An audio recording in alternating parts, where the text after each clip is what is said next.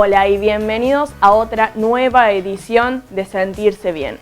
Ya 10 programas juntos en este espacio donde buscamos brindarles toda la información relacionada a la salud, la medicina, la belleza, la estética, pero sobre todo aprender juntos a sentirnos bien.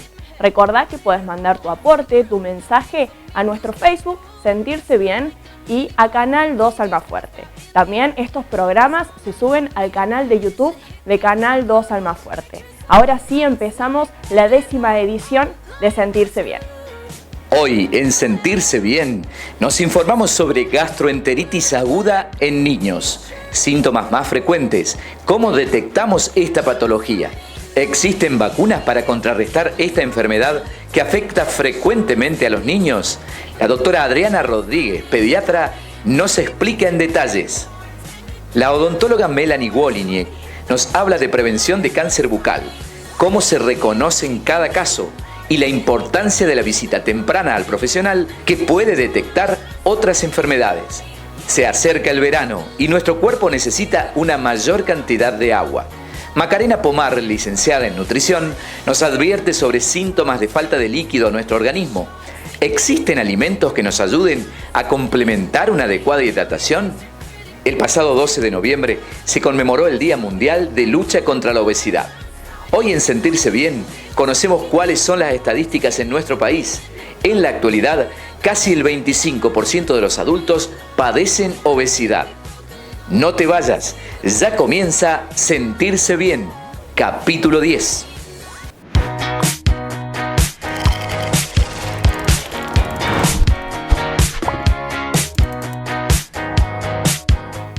La pediatra doctora Adriana Rodríguez nos cuenta acerca de la gastroenteritis aguda en niños. ¿Cómo se manifiesta? ¿Cuáles son sus síntomas? ¿Existe una vacuna para esta patología? Etimológicamente, la palabra gastroenteritis significa la inflamación del sistema digestivo, pero referido al estómago y al intestino. Es la causa más frecuente en niños menores de 3 años de mortalidad infantil y en nuestro país como en países subdesarrollados. Y se cree que está en relación a las bajas condiciones de higiene, a la ausencia de aguas corrientes o aguas potables, la presencia de cloacas. Es importante considerar cuando un paciente viene, preguntarle la zona de donde viene. Esta enfermedad que es común en pediatría, el agente patógeno se llama enteropatógeno. ¿Y cuáles son los síntomas que produce? Diarrea acuosa, entendiéndose por diarrea, no solamente el aumento en el número de deposiciones, sino también en la consistencia de lo que el individuo está acostumbrado. La presencia de pujos y tenesmos es algo así como tengo ganas pero no puedo, vómitos, fiebre, malestar general, anorexia o falta de apetito, debilidad, deshidratación y puede llegar al shock hipovolémico y muerte si no se trata y si la persona no consulta al médico. Esas son las manifestaciones clínicas. Los agentes patógenos más comunes dentro de las diversas causas, porque también hay causas a distancia, por ejemplo, una neumonía puede causar una diarrea, una infección urinaria en los neonatos puede estar manifestada solamente por una diarrea, pero las causas más comunes de la gastroenteritis o diarrea aguda son virales, parasitarias o bacterianas. El virus más frecuente suele ser el rotavirus, que son las diarreas invernales, el adenovirus, que está presente en casi toda la época del año. Dentro de las bacterias, las más frecuentes, Shigella, Salmonella, Escherichia coli. Tuvimos un caso, o tuvimos muchos casos, hace 2 o 3 veranos, capaz que en este verano sea el tercero, que hubo varios casos de salmonelosis en Almafuerte, que fue muy conocido y se divulgó en la provincia porque la provincia se hizo presente en esta institución privada. Y dentro de los parásitos, la Giardia lamblia, que es un parásito microscópico, entonces no es el bichito común que nosotros vemos en la materia fecal. Esto ocurre cuando no se mantienen las medidas de higiene, el lavado de los alimentos, el buen cocimiento de los mismos, el mantenimiento de los alimentos refrigerados, más que todo en época de verano, el lavado de manos, etc. Los tipos de diarrea. Hay diversidad de diarrea. Tenemos la diarrea alimentaria, que es la más frecuente en pediatría, y es por los alimentos contaminados. Después tenemos la diarrea del viajero, diarrea asociada a antibióticos, diarrea del inmunocomprometido, de los que tienen inmunosupresión por alguna patología, y la diarrea en las guarderías, que es muy común, y ahí hay que hacer hincapié realmente en las medidas de higiene. Por lo tanto, la prevención apunta a conductas sanitarias, además del cuidado ambiental y la higiene personal y en la manipulación de alimentos, más la forma de desechar los restos. El tratamiento, fundamentalmente el tratamiento se basa en la reposición de líquido y de electrolitos. Todas se autolimitan. El 99% de las diarreas se autolimitan. No necesitan el tratamiento antibiótico, salvo excepciones. Salvo excepciones, les podría decir la Shigella, por ejemplo. Una salmonela hay que esperarla, depende del estado del paciente, y la que no lleva nunca antibiótico y se asocia al síndrome urémico hemolítico, que también se presenta con diarreas así acuosas y profusas, pero con mucha fiebre, originada por la Escherichia coli entero hemorrágica. Esa no lleva antibiótico porque podríamos empeorar el cuadro. Y bueno, la forma que actúan los gérmenes son de dos maneras: eliminando toxinas o penetrando en la mucosa intestinal y produciendo las hemorragias intestinales. Además de la prevención en cuanto a la higiene, algunos se preguntarán si hay vacunas. Sí, en la actualidad tenemos vacunas para las diarreas víricas y hay vacunas para las diarreas bacterianas. Estas vacunas de las diarreas bacterianas están hace muchísimos años, se encuentran en la Argentina y se refiere al cólera o a la fiebre tifoidea, pero no son muy abarcativas y duran poco tiempo.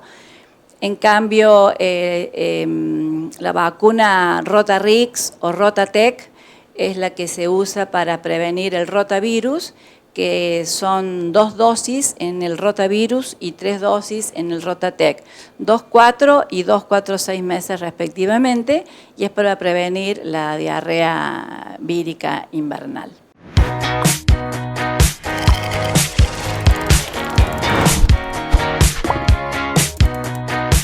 El pasado 12 de noviembre fue el Día Mundial de la Lucha contra la Obesidad.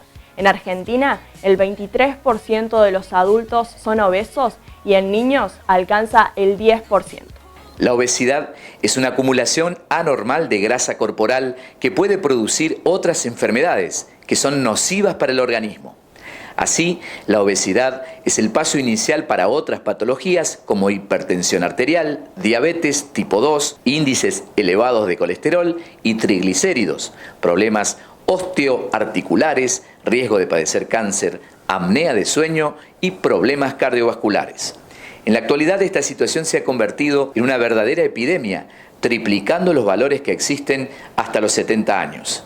A nivel mundial, censos y cifras posteriores al año 2017 indican que al menos 1.900 millones de adultos, así como 340 millones de niños y adolescentes, padecen de obesidad.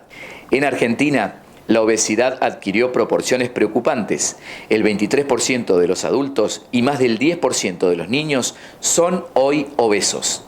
Con un 9,9%, nuestro país tiene la segunda tasa más alta de sobrepeso en menores de 5 años de América Latina y el Caribe, según datos recientes de la UNICEF.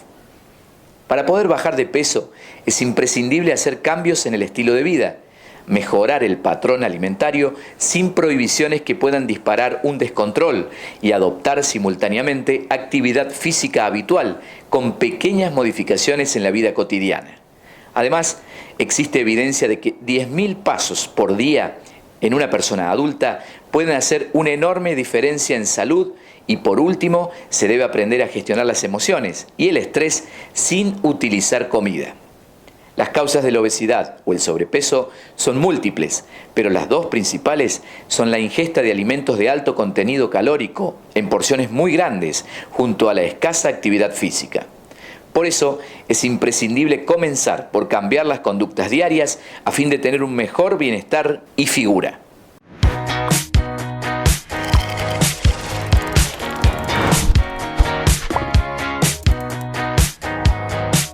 Nos vamos a la primera pausa. En el próximo bloque, Melanie Woliniek, odontóloga, nos brinda información acerca del cáncer bucal y la importancia de su prevención. Ya venimos. Nos modernizamos, implementamos la última tecnología para darle mayor rapidez en la atención al paciente, mayor seguridad y seguimiento al internado. Sumamos excelentes profesionales a nuestro staff. Cirujano plástico, psicología infantil, neurocirugía, medicina en reproducción asistida. Avanzamos hacia la instalación de la unidad de terapia intensiva. Clínica Privada Santa María. Se viene una nueva corriente.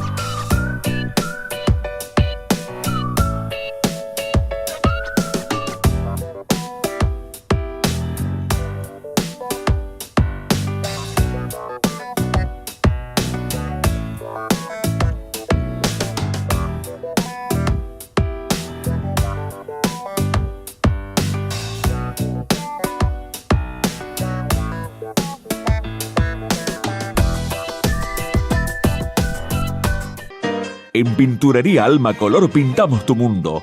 Pinturas para maderas, ladrillos e impermeabilizantes para techos. Toda la línea Alba, Colorín, Cetol, Revear y Plavicón. En Alma Color, membranas, esmaltes sintéticos, poliuretánicos y epoxi de la marca Uxel. Visítanos en Pedro Semolina y San Martín. Teléfono 473-128.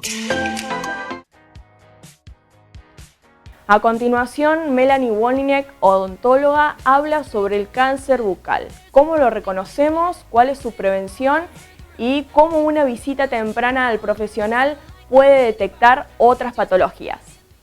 El cáncer bucal es un tipo de cáncer, digamos, no tan común dentro de todos los cánceres, pero con mucha prevalencia últimamente. Más que nada en la zona de la lengua, pero puede darse en otras regiones de la boca. Para el paciente es difícil de detectar porque generalmente es asintomático, indoloro, más que nada en los primeros estadios, en donde nosotros hacemos hincapié en la prevención, en la detección temprana, pero pueden manifestarse como manchas blancas o rojas, manchas blancas y rojas, zonas elevadas, lesiones como llagas o como si fuera una lastimadura que no cicatriza por más de 10 o 15 días, ya tenemos que prestar atención. Zonas de crecimiento de un tejido anormal. También podemos tener en cuenta personas que comiencen con un cambio de voz, ronquido, en el sentido del habla, digamos, que persista por mucho tiempo, no solo boca, sino estamos hablando de faringe y laringe. ¿Qué otros factores de riesgo existen? Factores de riesgo, los más comunes, los más importantes, el tabaco, el cigarrillo, es uno de los factores con más incidencia, digamos. El alcohol, todos son como factores hacia una predisposición genética, ¿sí? Quizás no aparezcan o quizás formen lesiones precancerizables que luego puedan estar sobreinfectadas. El cigarrillo, el alcohol, la infección del virus HPV, sumamente, digamos, expandida en toda la gente, que pueda también sobreinfectar una lesión. El sol, la exposición prolongada al sol, trabajadores rurales o gente que trabaje expuesta al sol pueden desarrollar lesiones en labio y en otras zonas que puedan persistir y no curar durante mucho tiempo, eso hay que consultarlo. Y lesiones como lunares, nevos, que en boca, digamos, una zona muy afectada por el hecho de que es una zona de trauma constante en el cual nosotros todo el tiempo estamos golpeando esa lesión. Primero, la consulta con el odontólogo, por lo menos una vez al año, es sumamente importante porque, como te decía, son lesiones asintomáticas o muy difíciles de detectar por la persona. Muy difíciles en el sentido de que cuando las necesitamos detectar, o sea, cuando son lesiones que todavía no se han convertido, son muy pequeñas, ¿sí? Son lesiones muy pequeñas, de milímetros, entonces es muy importante el control en donde nosotros, todos los odontólogos están capacitados desde la facultad para poder detectar que algo no es normal y poder derivarlo o tomar alguna medida. Como otro factor que tenemos que prevenir es, por supuesto, el cigarrillo, los hábitos. El cigarrillo y el alcohol son factores sumamente, digamos, generadores de estas lesiones. La exposición al sol, el tema de la protección solar, las personas que trabajan en el sol, siempre se recomienda que usen protectores solares en los labios y en la cara. ¿Dónde se pueden encontrar estas lesiones?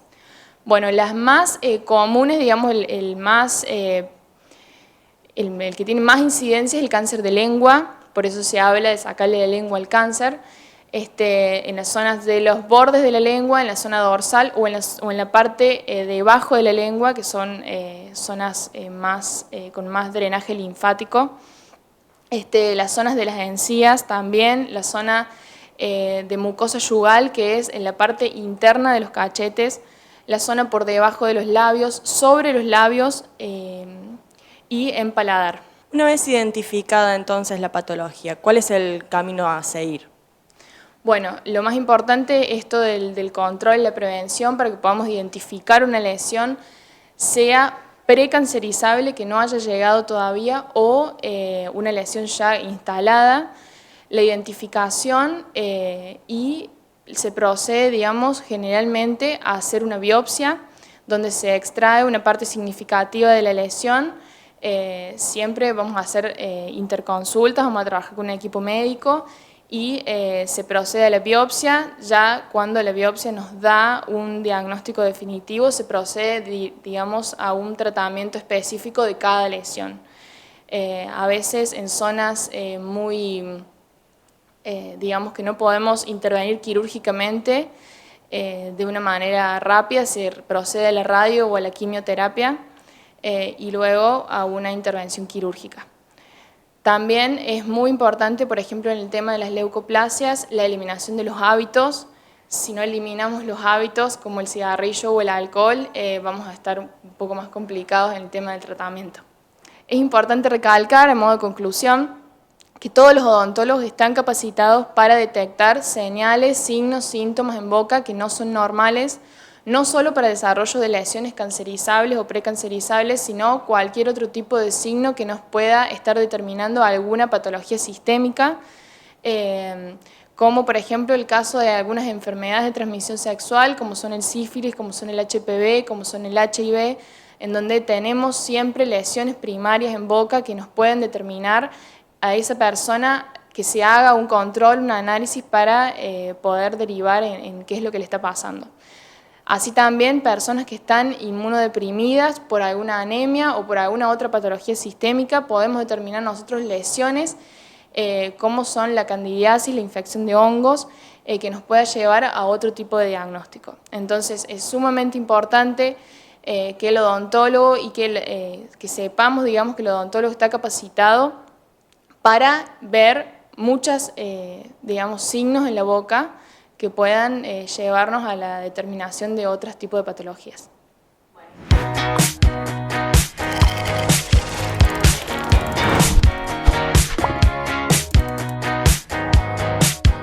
Se acerca el calor y hay que prestar especial atención a la hidratación. Macarena Pomar, licenciada en nutrición, se refiere a cuáles son los síntomas que advierten una falta de agua y cómo las infusiones complementan una hidratación adecuada. El agua es un nutriente esencial. Esencial quiere decir que nuestro cuerpo la necesita a diario porque también, digamos, tenemos pérdidas y no hay una reserva de agua para sostenerla en el cuerpo. Entonces, su administración tiene que ser diaria. El agua, ¿por qué? Porque nosotros en el cuerpo humano estamos compuestos alrededor de un 70% de agua y es la que interviene en todas las reacciones químicas de ese cuerpo. Es, digamos, la que interviene en un montón de funciones, ya sea desde la regulación corporal o hasta formar parte de una célula. Las recomendaciones en general son muy generales y muy amplias. Depende de cada individuo, de cada persona, pero lo que hay que tener en cuenta más que nada es el balance hídrico. Balance se refiere a que nosotros tenemos ingresos de agua, pero también tenemos egresos de agua.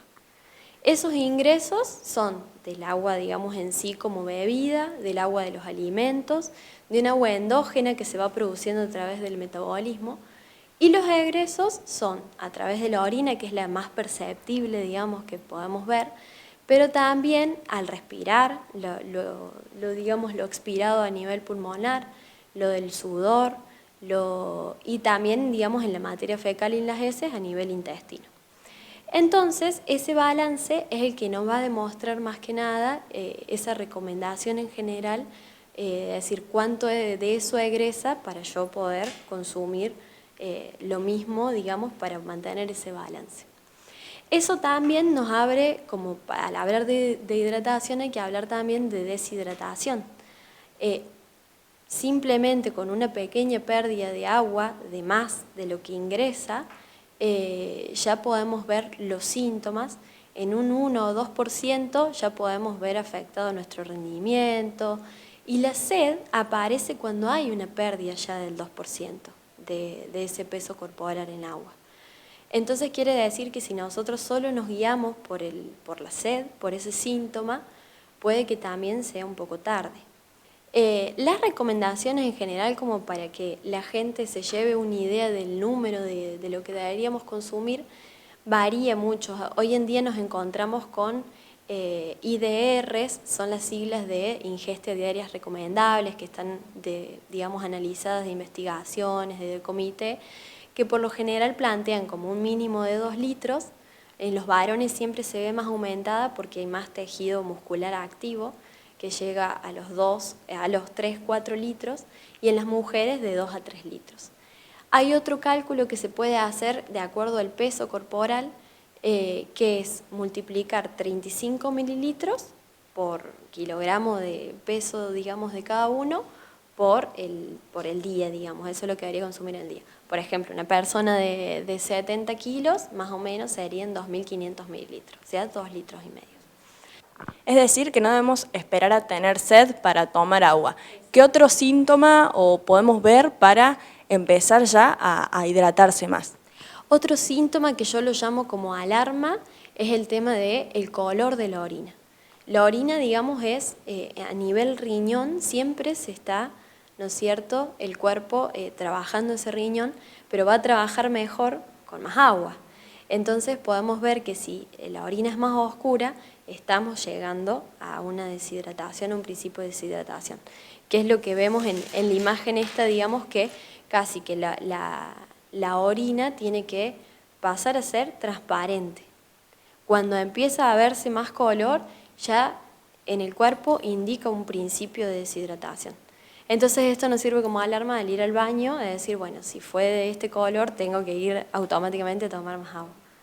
¿Qué alimentos pueden ayudar también a la ingesta de más líquido? Como te digo, digamos, la base y lo principal es el agua, o sea, nuestro aporte en sí tiene que provenir de agua. A eso le sumamos, ¿no es cierto?, todo lo que es frutas y verduras, y todo lo que puede llegar a ser infusión también va a servir, pero no tiene que ser lo principal. Todo lo que sea, digamos, en lo que tenga mayor porcentaje de agua, nos va a ayudar un montón, pero no tiene que ser la principal fuente. Hablaste ya de infusiones, ¿está permitido entonces el té, el mate? ¿Qué pasa con los jugos también? El caso del mate y las infusiones en sí, no hay nada, digamos, que no se permitan y no es que no se puedan consumir. El tema es de usarlo mucha gente lo usa como base de la hidratación. Yo llego, digamos, con varias consultas de los pacientes de decir, bueno, pero yo tomo mate, digamos. Y sí, se toma bastante mate. ¿Qué pasa? Que tiene componentes que son compuestos que se les denomina xantinas, y estas xantinas son diuréticas. Las xantinas en realidad sería la cafeína, la teobromina, que está tanto en el mate como en el café, como en el té. ¿Qué quiere decir diurético? Que aumenta la secreción de orina, más de lo que ese cuerpo tendría que hacer en sí en una diuresis normal. Entonces puede que sí, me hidrate, o sea, tenga un buen ingreso de agua, pero a su vez se excrete también y tenga una pérdida de agua, digamos, en eso, y el balance no sea como el adecuado. Entonces está bueno decir, tomo agua y tomo mate también, digamos, no usarlo como la fuente principal. Y lo que me preguntabas de los jugos, de las bebidas, todo lo que es una bebida industrial, tampoco tiene que ser nuestra base como hidratación, porque tiene muchos aditivos, colorantes, que también van a necesitar eliminarse por orina, entonces es como un poco contradictorio.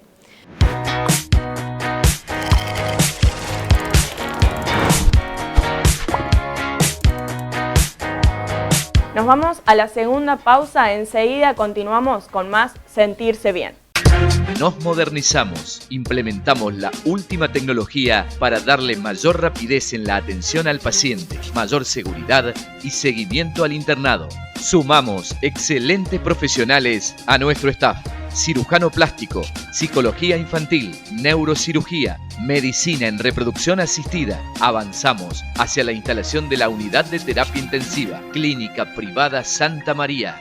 Se viene una nueva corriente.